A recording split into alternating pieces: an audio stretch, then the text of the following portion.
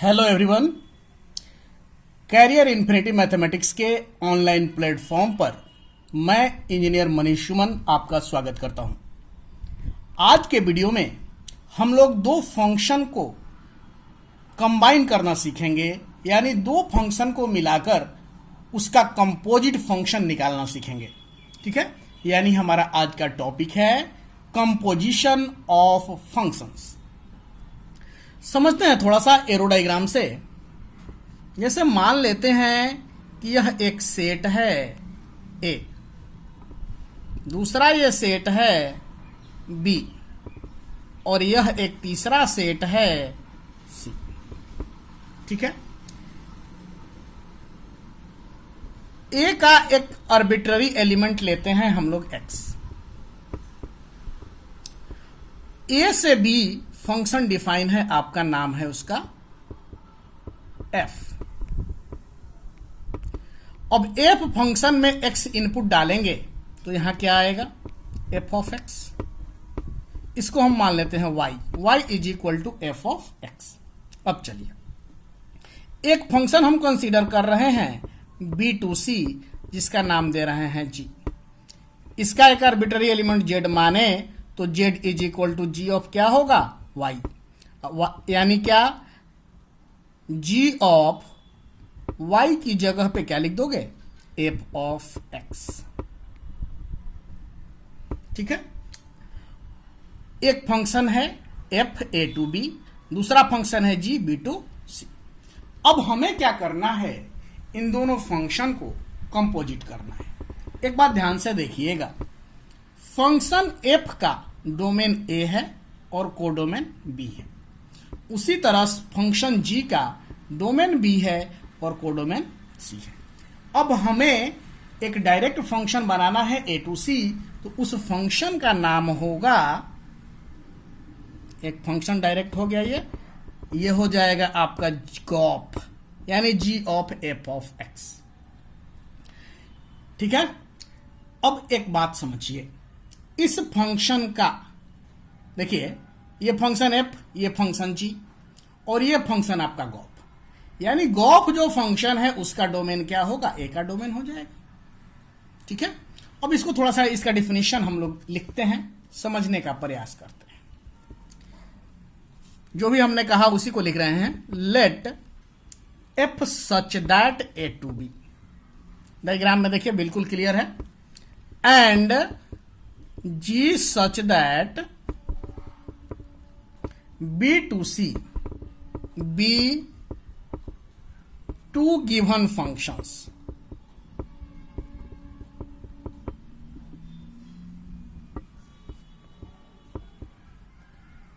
ठीक है, दो फंक्शंस। देन द कंपोजिशन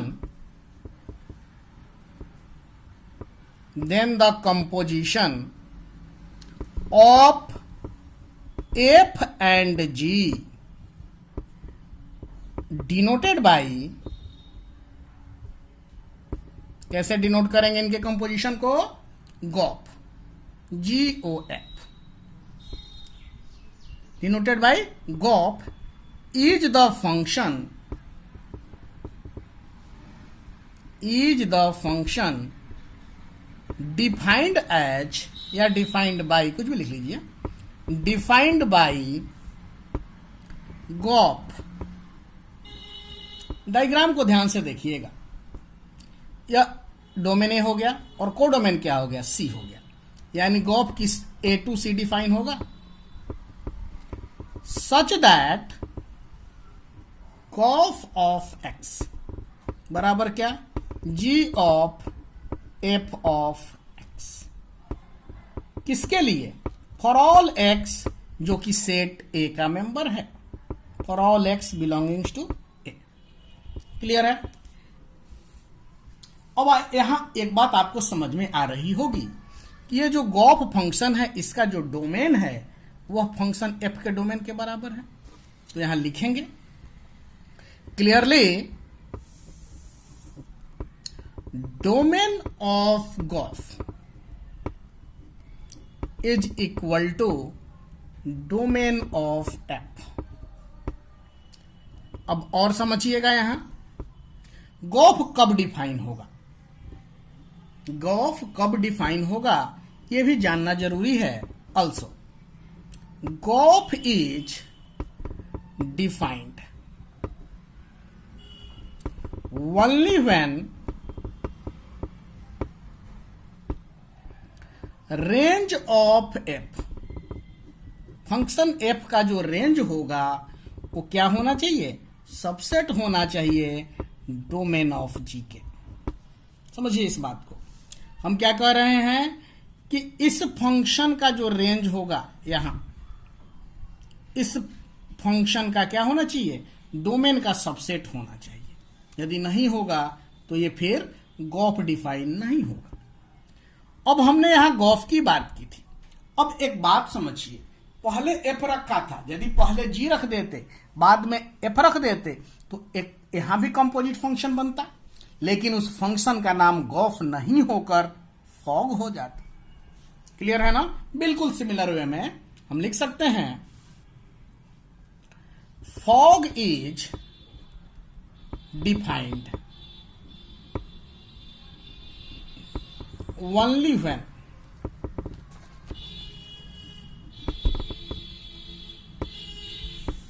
यहां तक क्या हो जाएगा, रेंज ऑफ जी, ये सबसेट किसका हो जाएगा, डोमेन ऑफ एफ का। एंड डोमेन जो होगा फॉग का वह किसके डोमेन के बराबर होगा भाई, डोमेन ऑफ जी का। क्लियर है। मैं समझता हूं कि इसमें किसी को भी डाउट नहीं होगा। अब हम लोग कुछ छोटे छोटे पॉइंट्स देखते हैं, कुछ नोट देखते हैं। ठीक है, देखिए ध्यान दीजिएगा। गॉफ कभी डिफाइन हो, यानी दो फंक्शन का एफ और जी का कंपोजिट फंक्शन गॉफ डिफाइंड है, तो यह जरूरी नहीं है कि फॉग भी डिफाइन हो। यानी एफ और जी का कंपोजिट फंक्शन यदि गॉफ डिफाइन है तो यह कोई जरूरी नहीं है कि जी और एफ का कंपोजिट फंक्शन फॉग भी डिफाइंड हो। क्लियर है। कहने का मतलब है कि if gof is defined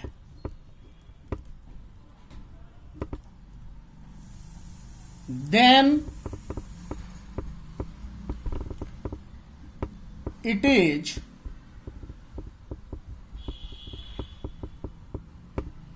not necessary that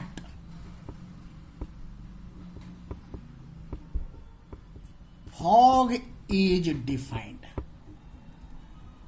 या fog is also defined, यहां also लिख लीजिए। गॉफ डिफाइंड है तो फॉग भी डिफाइन हो ऐसा कोई जरूरी नहीं है। क्लियर है। अब अगला नोट देखते हैं। दो फंक्शन का जो फंक्शंस का जो कंपोजिशंस होते हैं वो एसोसिएटिव होते हैं, यानी फंक्शन का कंपोजिशन एसोसिएटिव रूल को फॉलो करता है। लिखेंगे composition of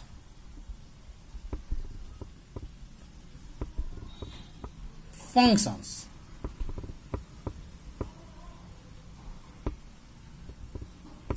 is associative,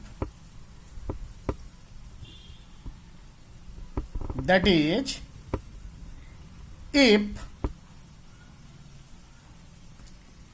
f such that a to b, g such that b to c, and h such that c to d be any three functions,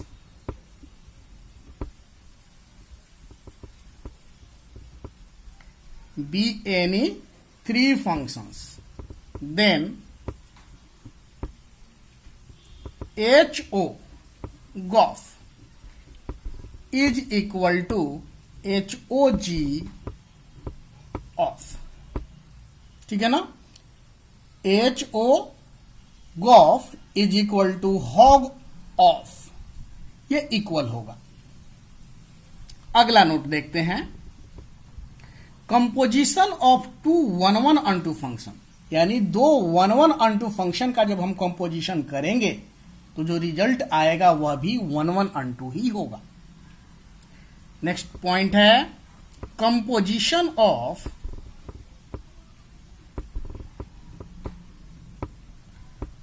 to 1 1 onto functions is also 1 1 onto। Clear है? Next point पर आते हैं, F और जी दो function इस तरह से हैं कि गॉफ डिफाइन है, साथ ही साथ गॉफ जो फंक्शन है वह 1 1 है। तो इसका मतलब यह कभी नहीं है कि एफ और जी दोनों फंक्शन भी 1 1 हो। फिर से रिपीट कर रहा हूं, एफ और जी का कंपोजिट फंक्शन गॉफ यदि 1 1 फंक्शन है तो यह जरूरी नहीं है कि एफ और जी भी दोनों 1 1 हो। क्लियर है? लिखते हैं, f and g are functions and gof is defined,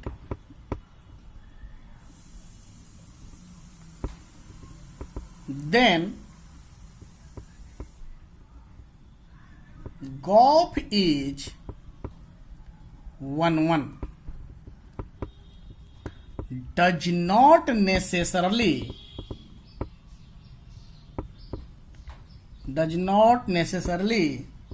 imply that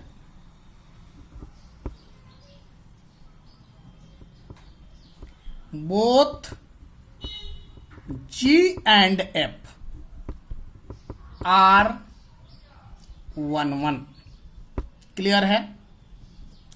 इसी तरह से हम अगला पॉइंट देखते हैं कि F और G दो फंक्शन है और उनका कंपोजिट फंक्शन गॉफ अनटू है, तो यह जरूरी नहीं है कि G और F दोनों अनटू हो। ठीक है, 1 1 की तरह ही यह भी हो जाएगा, if F and G are functions and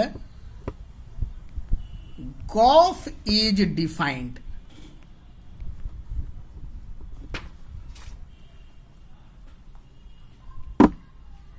then goph is unto,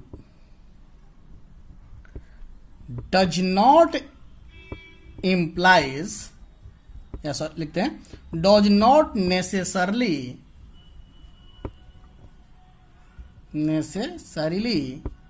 imply that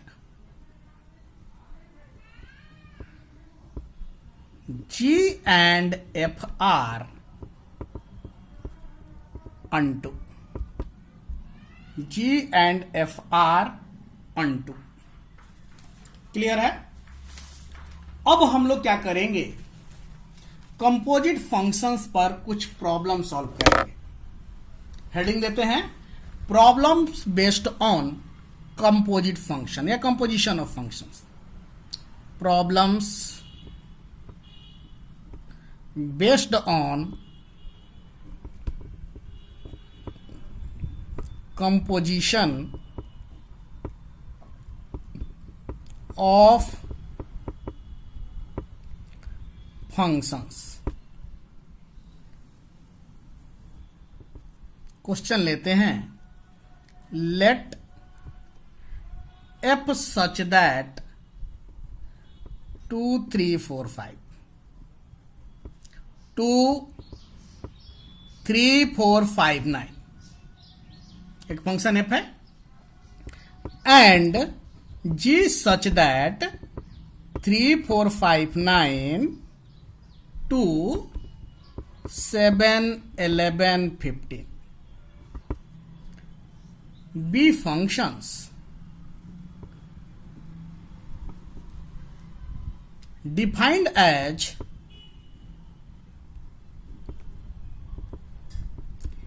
f of 2 is equal to 3, f of 3 is equal to 4, f of 4 is equal to f of 5 is equal to 5,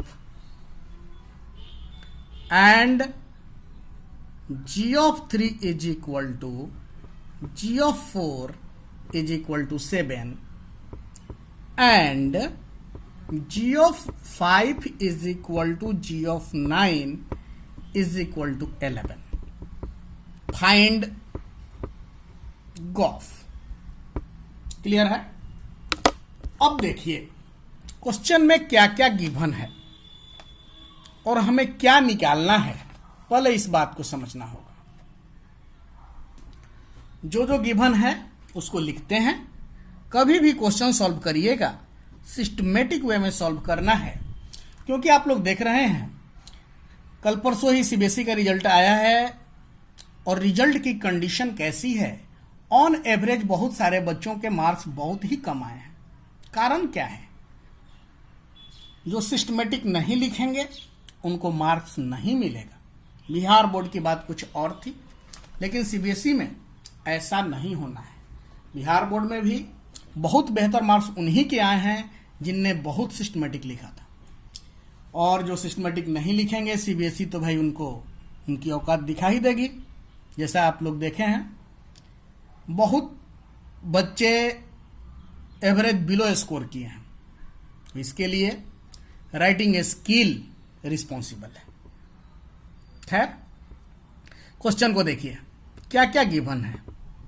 given एक function f है जिसका domain है 2 3 4 5 से लेकर कहां तक, इसका codomain क्या है 3 4 5 9। और क्या दिया है देखिए, और दिया है f of 2 is equal to 3, f of 3 is equal to 4, f of 4 is equal to f of 5 is equal to 5। g क्या है भाई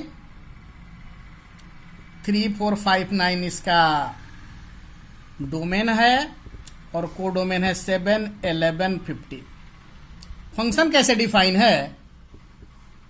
g of 3 is equal to g of 4 is equal to 7 and g of 5 g of 9 is equal to 11। ये दिया गया है। अब आपसे पूछा गया है गॉप, ठीक है, नाउ या देयरफॉर लिखते हैं गॉप। अब एक बात समझिए, गॉफ का जो डोमेन होगा, किसका डोमेन होगा? एफ का डोमेन होगा। तो एफ के डोमेन में कितने एलिमेंट हैं? ये 4, 2 3 4 5। तो हमें इन्हीं के लिए फंक्शन का वैल्यू निकालना है। ठीक है, देखिए गॉफ ऑफ 2 यानी जी ऑफ एफ ऑफ 2 यानी जी एफ ऑफ 2 क्या होगा?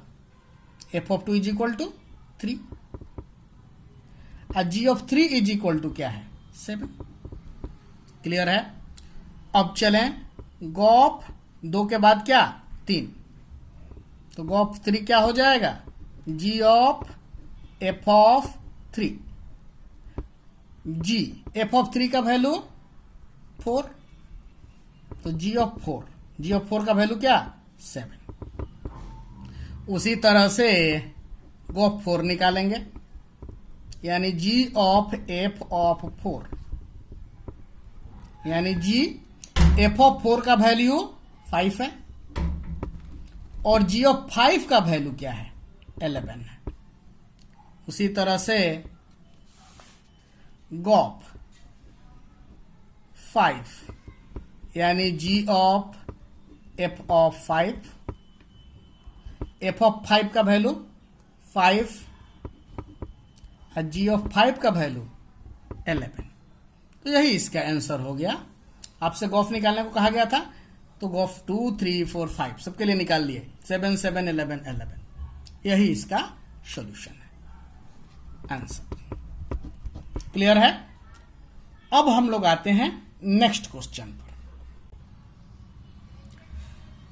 Find gof and fog if f such that r2r and g such that r2r are given by fx is equal to cos x and g of x is equal to 3x square so that gauf not equal to 4।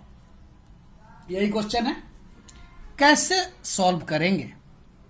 सबसे पहले हमने जो आपको बार बार बोला है कि किसी भी क्वेश्चन को सॉल्व करने के पहले आपको क्या करना है, जो भी गिवन है उसको लिखना है। क्या गिवन है भाई? f such that r2r such that f of x is equal to cos x। उसी तरह से अगला दिया है इसमें gr2r और g of x is equal to क्या दिया है, 3x स्क्वायर। और आपको शो करना है, पहले तो गॉफ और फॉग निकाला जाए। गॉफ ऑफ एक्स मतलब क्या, g of f of x, ठीक है। G f of x is equal to क्या है, कॉस एक्स है, तो यहां क्या, कॉस एक्स। अब चलिए g of x is equal to क्या, 3x स्क्वायर, तो 3x की जगह पे क्या है, कॉस एक्स का स्क्वायर। क्या हो जाएगा भाई, 3 cos स्क्वायर एक्स।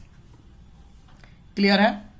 अब निकालेंगे फॉग ऑफ एक्स, यानी क्या भाई, f of g of x. F g of x क्या है, 3x स्क्वायर है, ठीक है। अब चलिए f x is equal to क्या, कॉस एक्स, यानी कॉस और x की जगह पे यही है ना जी, तो कॉस 3x स्क्वायर। हम लोगों ने गॉफ और फॉग निकाल दिया, पहला काम यही करना था। उसके बाद कह रहा है कि गॉफ और फॉग बराबर नहीं है। क्या ये दोनों बराबर है, नहीं पता, हो भी सकते हैं। तो सबसे पहले किसी एक पॉइंट पर चेक कर देते हैं। किसी एक पॉइंट पर भी यदि इक्वल नहीं है तो हम कह देंगे कि इक्वल नहीं है। जैसे at x is equal to 0 पर देख लीजिए क्या होगा, गॉफ का वैल्यू क्या, 3 cos स्क्वायर एक्स, तो 3 cos स्क्वायर 0।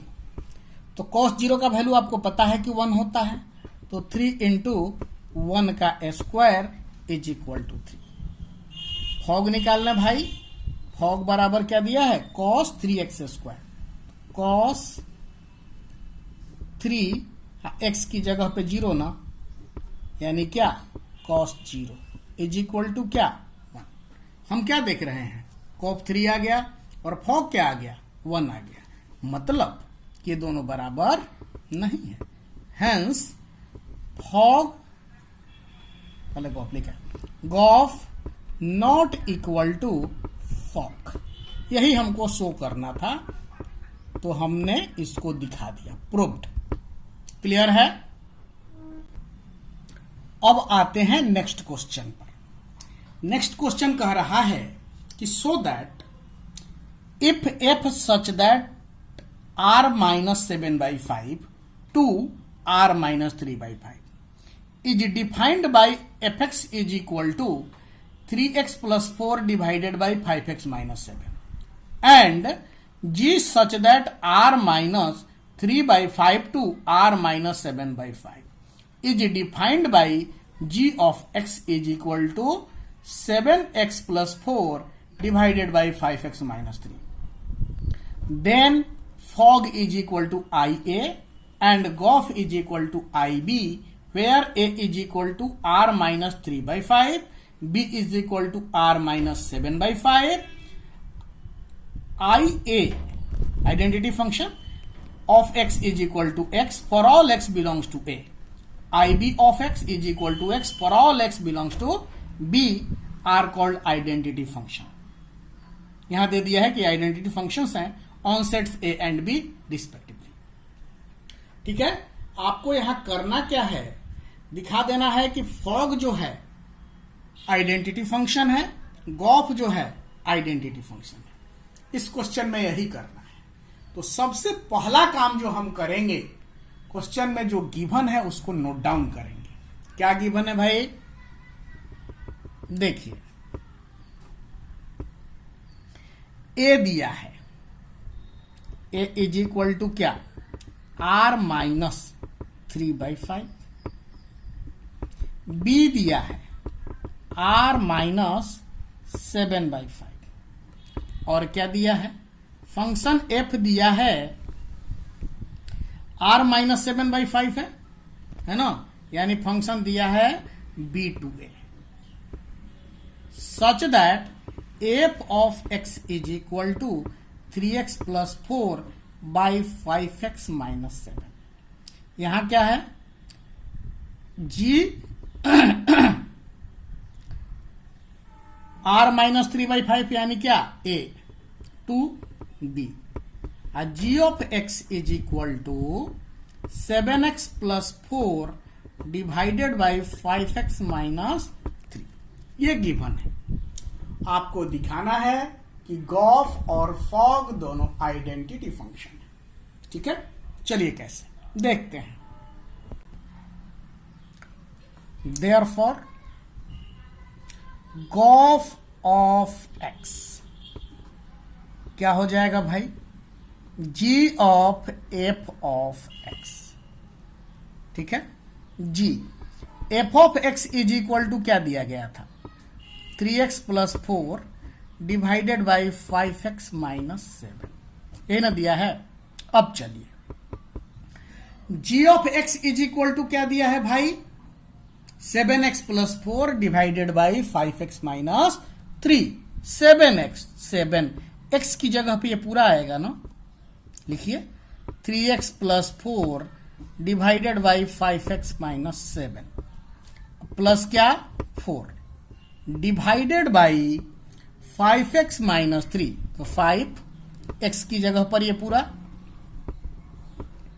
5x minus 7, अब फिर क्या -3, यही होगा।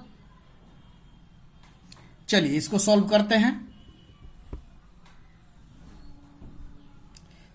7 into 3 21x प्लस 7 into 4 28, फिर क्या plus 4 into 5x 20x minus 28 divided by क्या आया 5x minus 7। नीचे भी 15x, मैं समझता हूं कि भाई बट्टा पर का जोड़ सबको आता है, 20 माइनस 15x अब प्लस क्या 21 और डिवाइडेड बाई 5x minus 7, ये कैंसिल आउट हुआ।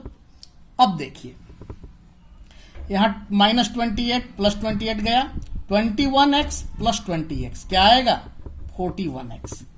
नीचे देखिए -15x माइनस 15x कट गया, 20 और 21 क्या आया 41, यानी क्या हो गया x, यानी x इनपुट डाल रहे थे, आउटपुट भी क्या आया x आया, यानी यह फंक्शन कैसा हुआ आइडेंटिटी फंक्शन हो गया। अब चलिए, ये तो हमने गॉफ निकाला था, अब हम लोग फॉग भी निकाल लेते हैं, उसको भी देखते हैं क्या वह भी आइडेंटिटी आ रहा है। स्टार्ट करते हैं अगेन। फॉग एक्स यानी f of g of x, ठीक है, एफ जी ऑफ एक्स का वैल्यू दिया गया है क्या भाई, तो 7x plus 4 divided by 5x minus 3। अब आगे आइए, अब ध्यान दीजिए एफ एक्स क्या दिया है, एफ एक्स दिया था आपका 3x plus 4 by 5x minus 7, तो 3 एक्स की जगह पे क्या 7x/4/5x माइनस 3 अब प्लस 4 डिवाइडेड बाई 5x, तो 5 और x के जगह पे ये पूरा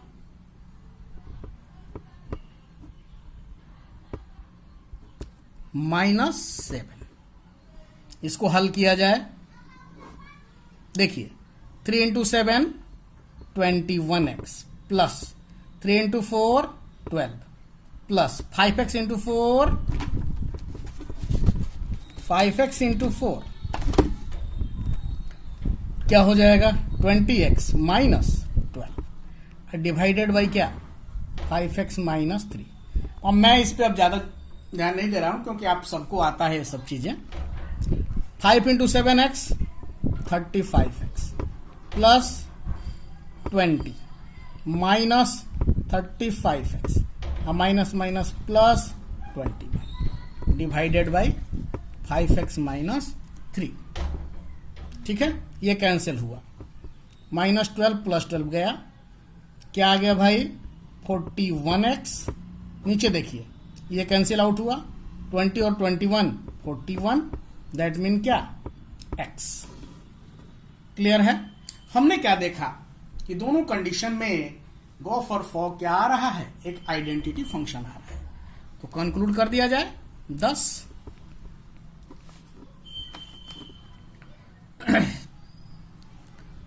Gauff x is equal to x for all x belongs to b। Fog x is equal to x for all x belongs to a। ये क्या इंप्लाइज कर देगा, यह इंप्लाइज करेगा कि gof is equal to IB and fog is equal to IA।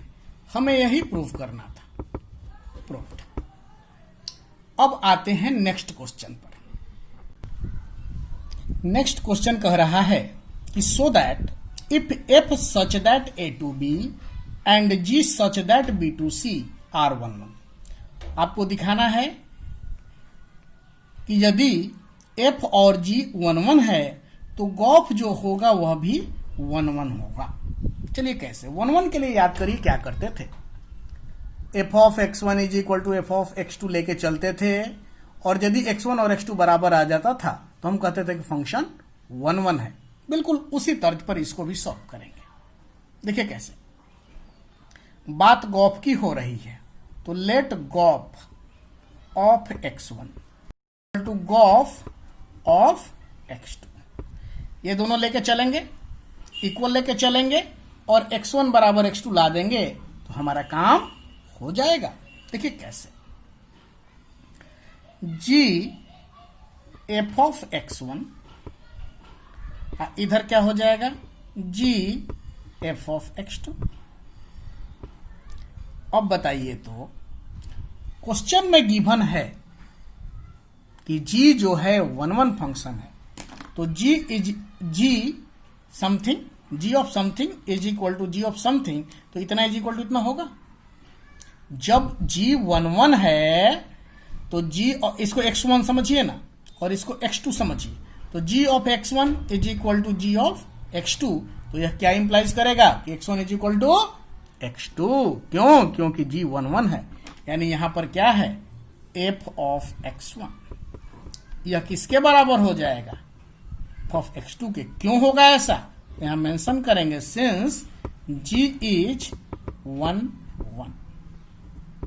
अब चलिए भाई, f को भी 1 1 दिया गया है, तो f 1 1 है तो f of x1 is equal to f of x2 है, तो क्या यह x1 is equal to x2 नहीं हो जाएगा? क्यों हुआ? क्योंकि f जो हमारा फंक्शन था 1 1 फंक्शन था। Hence gof is 1 1। अब आते हैं नेक्स्ट क्वेश्चन पर। क्वेश्चन कह रहा है कि f a to b और g b to c दो फंक्शन है और दोनों ऑनटू फंक्शन है, तो आपको दिखाना है कि इन दोनों का जो कंपोजिट फंक्शन गॉफ होगा a to c वह भी अनटू होगा। देखिए कैसे दिखाएंगे। अनटू का डेफिनेशन आप लोगों को क्लियर होगा, हम लोग पढ़ चुके हैं। सॉल्यूशन, सबसे पहले क्या करें, एफ है ए टू बी, जी है बी टू सी, तो सी जो फंक्शन सी जो सेट है उसका हर एक एलिमेंट ए के किसी न किसी एलिमेंट का इमेज हो, या यूं कहें कि सी के हर एक एलिमेंट का प्री इमेज यदि ए में होगा तो वह फंक्शन अनटू होगा। देखिए कैसे, मान लेते हैं कि एक आर्बिट्ररी एलिमेंट जेड है सेट सी में। Let an arbitrary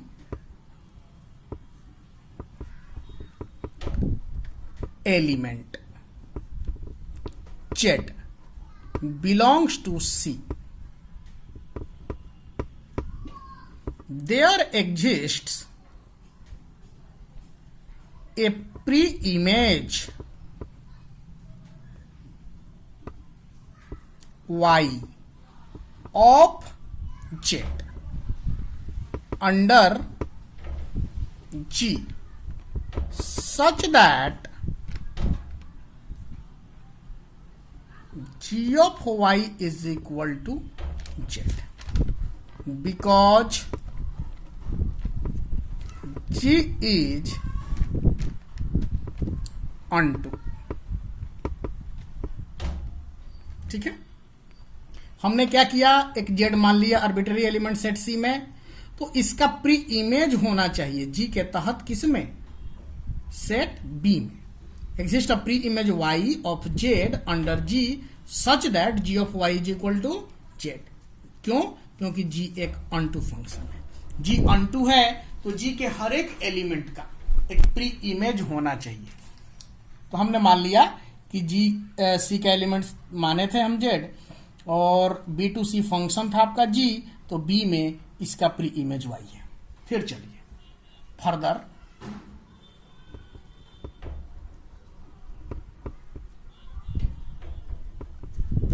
for Y belongs to B,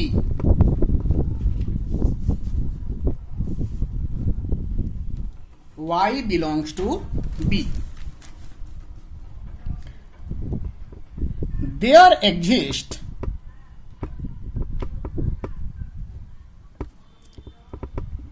an element X इन ए। क्यों भैया, क्योंकि एफ भी आपका अनटू फंक्शन था, तो एफ ए टू बी है तो वाई में बी का कोई एलिमेंट वाई है तो इसके लिए प्री इमेज एग्जिस्ट करेगा सेट ए में, वो क्या है, एक्स। सच दैट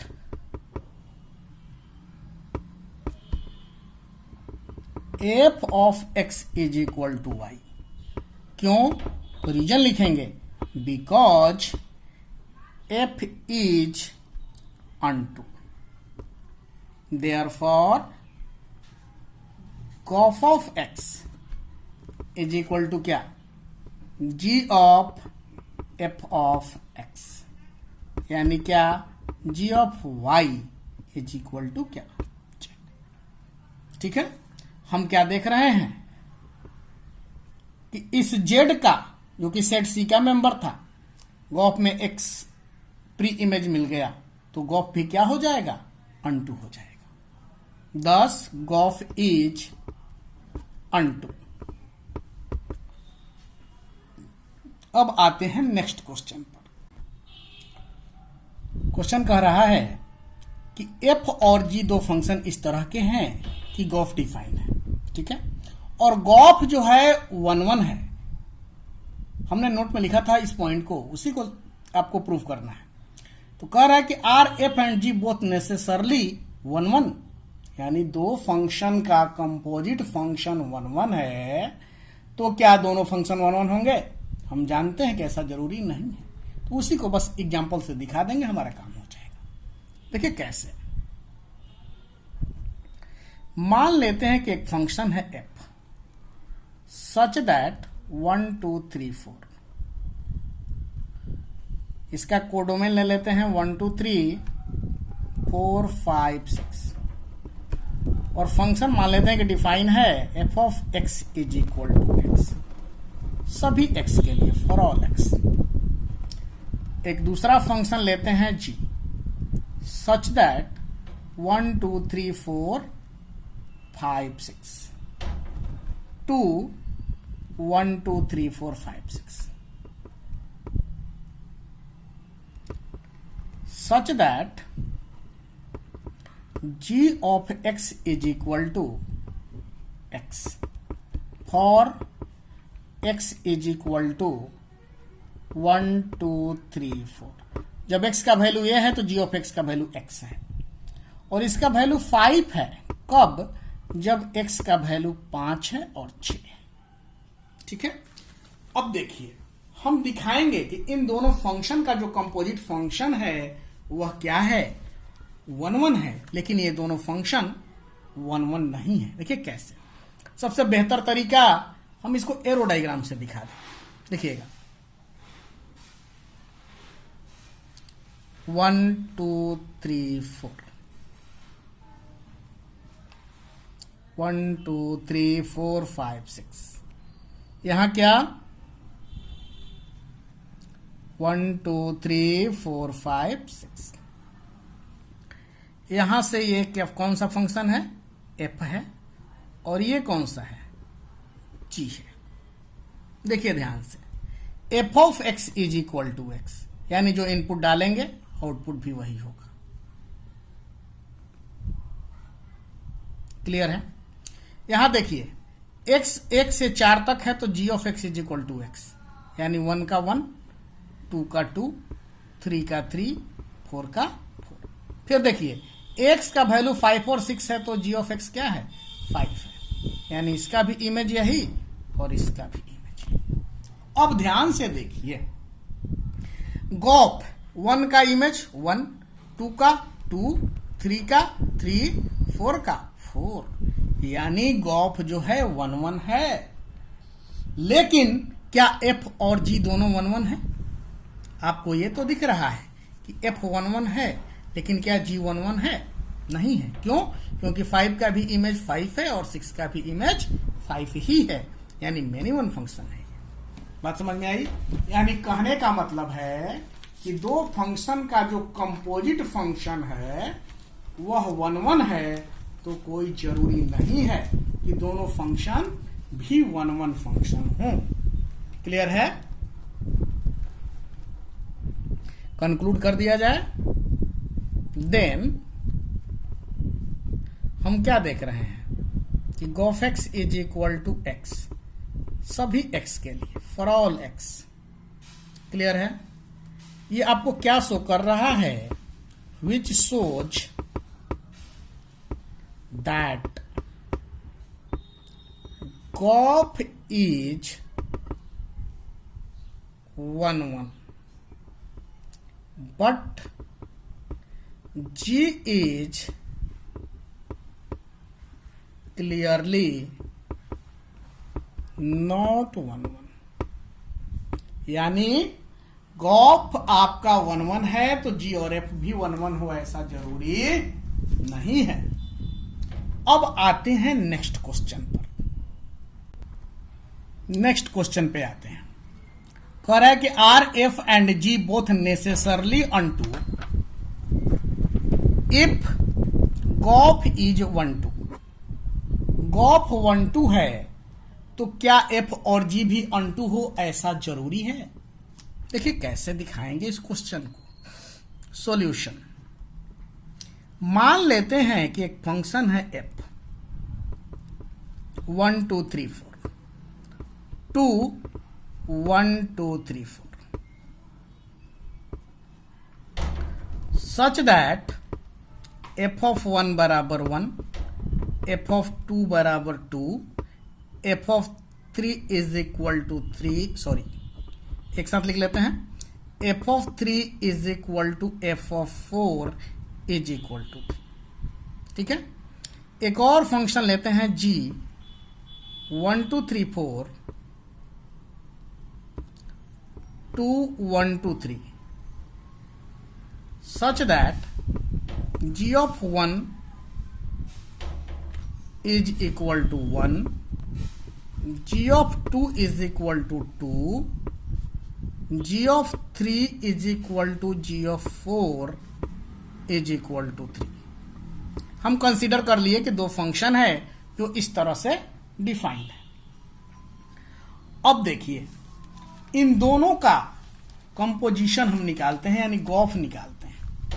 कैसे होगा थोड़ा सा ध्यान दीजिएगा, जो जो गिवन है उसी को लेके चल रहे हैं। यह हो गया आपका 1 2 3 4, 1 2 3 4, और यहां क्या 1 2 3। ये फंक्शन है f और ये फंक्शन है g। देखिए ध्यान से, f of 1 is equal to 1, f of 2 is equal to 2, f of 3 4 is equal to क्या 3, ऐसा है।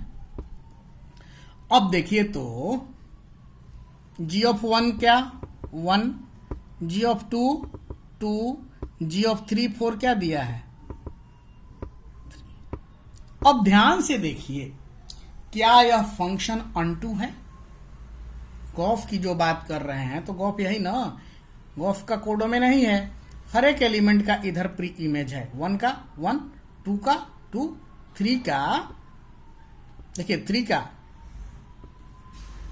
3 है और यहां से 4 भी है, यानी इसके तीनों एलिमेंट का प्री इमेज यहां पर है, इसलिए गॉफ तो अनटू है। लेकिन ध्यान से देखेंगे, क्या आपका f यहां पर अनटू दिख रहा है? नहीं है। g अनटू है लेकिन f अनटू नहीं है। तो हम कह सकते हैं कि गॉफ अनटू है तो कोई जरूरी नहीं है कि f और g भी दोनों अनटू फंक्शन हो। कंक्लूड कर दें, it can be seen that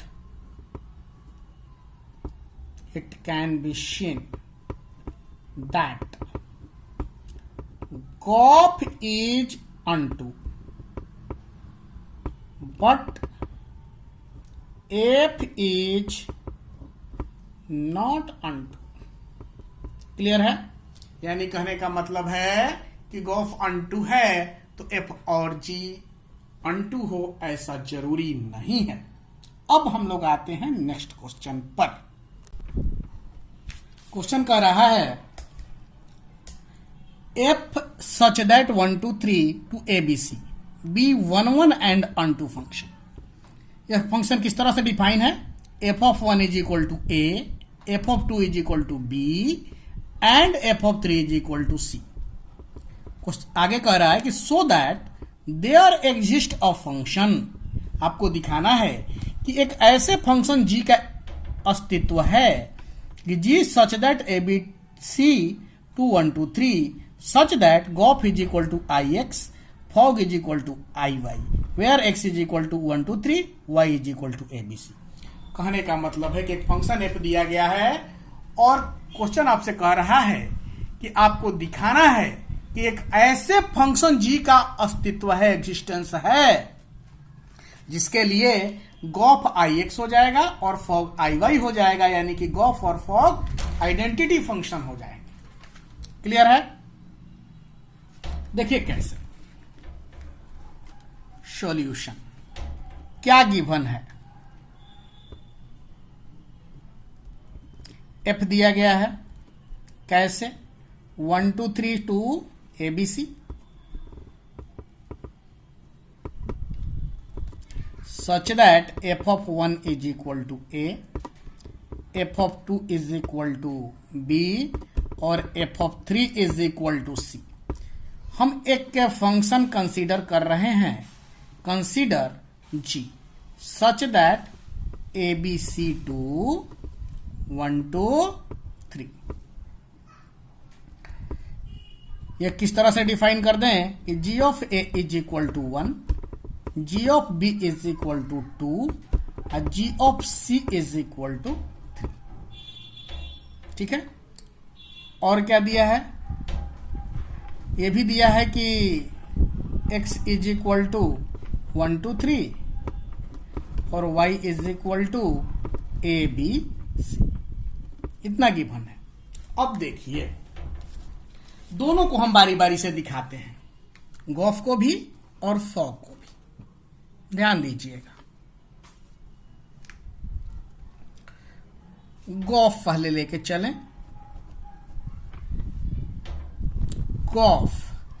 Gauff का डोमेन क्या होगा? जो एफ का डोमेन होगा, यानी एफ के डोमेन में 1 2 3 है, तो गॉफ 1 इज इक्वल टू क्या? G of f of 1। G f of 1 is equal to क्या है? ए दिया है, तो g of A. Ji of A का वैल्यू क्या? 1। इनपुट 1 डाले, आउटपुट क्या आया? 1 आया। उसी तरह से गॉफ 2 और गॉफ 3 भी निकालेंगे। गॉफ 2 देखिए, जी ऑफ एफ ऑफ 2, यानी जी एफ ऑफ 2 का वैल्यू कितना? बी। और जी ऑफ बी का वैल्यू कितना? इनपुट 2 डाला गया, आउटपुट भी 2 आ गया। उसी तरह से g of f of 3, g f of 3 का वैल्यू सी, और जी ऑफ सी का वैल्यू 3। यानी हम क्या देखें, जो इनपुट डाला गया वही आउटपुट आया। यानी हम कह सकते हैं कि gof is equal to I X. X यही ना था, 1 2 3, gof is equal to I X. अब हम लोग फॉग देख लेते हैं। अगेन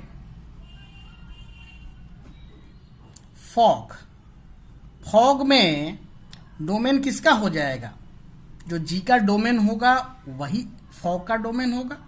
तो उसमें ए बी सी था ना, तो fog of A, sorry fog of B और फॉग ऑफ सी। देखिए फॉग ऑफ ए यानी f of g of A. F g of A का वैल्यू कितना है? 1 है, और एफ ऑफ 1 का वैल्यू कितना है? ए है। उसी तरह से एफ और यहां क्या? जी ऑफ बी, यानी क्या हो जाएगा भाई? एफ और g of B is equal to क्या दिया है? 2। F of 2 is equal to B. उसी तरह से इधर देखिए जी ऑफ सी, यानी एफ जी ऑफ सी का क्या? 3, एफ ऑफ 3 का क्या? सी। जो इनपुट डाला गया वही आउटपुट आया। यानी हम कह सकते हैं कि जो फॉग है किसके बराबर आया? आई एक्स के बराबर। ए बी सी था ना, सॉरी आई वाई के बराबर लाना था ना, तो fog is equal to I Y. यही प्रूफ करना था, प्रूफ्ड। अब आप लोग इसका एक्सरसाइज सॉल्व करेंगे। एक्सरसाइज में एक ही साथ कंपोजिट और इन्वर्टिबल फंक्शन दोनों के क्वेश्चन दिए गए हैं, तो आप लोग सिर्फ कंपोजिट फंक्शन के प्रॉब्लम सॉल्व करेंगे। नेक्स्ट वीडियो में हम लोग इन्वर्टिबल फंक्शन पढ़ेंगे, किसी भी फंक्शन का इन्वर्स कैसे निकालना है। ठीक है, आप लोग इसको पढ़िए, क्वेश्चन बनाने का प्रयास कीजिए। Thank you.